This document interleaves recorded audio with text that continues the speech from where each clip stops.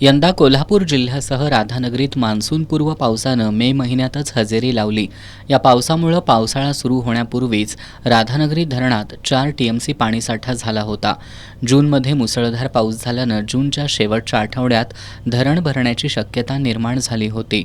राधानगरी धरण भरत असताना संभाव्य पूरस्थिती टाळण्यासाठी जलसंपदा विभागानं तब्बल 9 टीएमसी पाण्याचा विसर्ग केल्यानं पूरस्थिती टळली. यंदा धरणात 12.3 टीएमसी पाण्याची आवक झाली होती. राधानगरी धरणाच्या पाणलोट क्षेत्रात 2,873 मिलीमीटर पाऊस झाला असून धरण 92% भरलंय. धरणात 9.36 टीएमसी पाणीसाठा केला जातो.